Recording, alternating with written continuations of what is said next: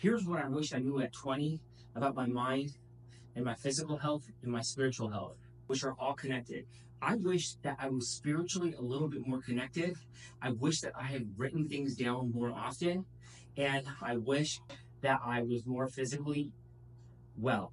What I mean by some of these things is that I don't want you to think that you need to drop everything and start all of a sudden practicing mindfulness all day long, working out all day long, making sure your finances are in strict order and you're spiritually connected with your creator, whether that be God, the higher power, the universe, whatever it is, something that you're connected to that's greater than you. But what you really want to do is identify a mission, vision, purpose. What is it that you see yourself being like in the next 10, 20, 30 years? A lot of people talk about this, but you don't write about this. You want to write a letter to your 30-year-old self. Do you want to feel like you're stuck at this time?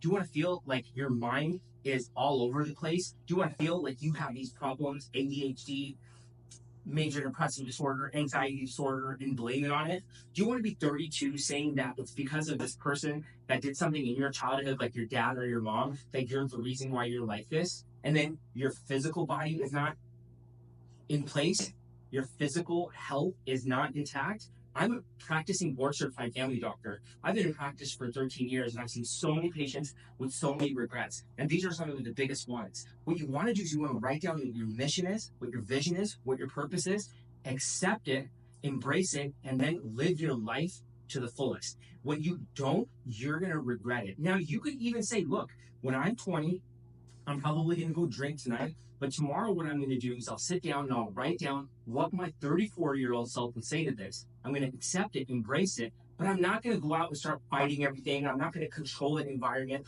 What I'm going to do is I'm just going to sit, and maybe what I'll do is I'll write down that I'll have one drink from 7 to 8 p.m. From 8 p.m. to 9 p.m., I'll have maybe something to eat. And then you're practicing mindfulness. You're taking care of your physical health. You're enjoying your life, and you're not compromising your beliefs.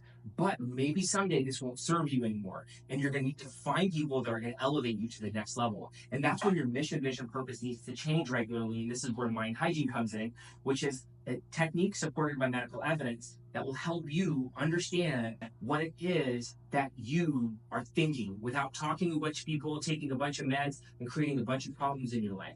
Keep doing this, you'll find the answers once you keep writing regularly, whether it's mind hygiene, whether it's journaling, whatever you want to call it, you will be bestowed with blessings. And keep doing it. Some of these processes could even take 10 years. When you look at some of the people who took so long, Nelson Mandela was in prison for so many years to serve.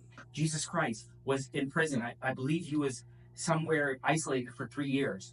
Dhruva, who my name is based off of, was isolated for 5 years before he was called the North Pole Star.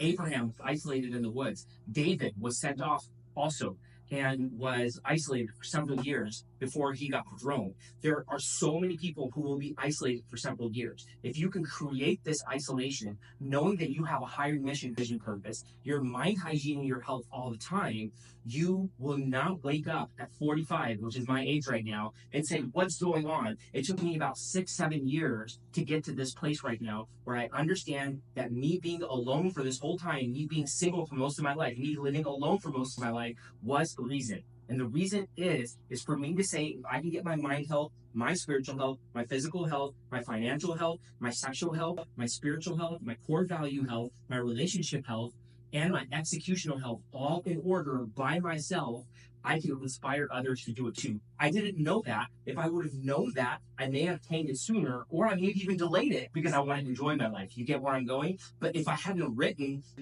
about this hundreds and thousands of times, I've written my mission, vision, purpose. I might look at it.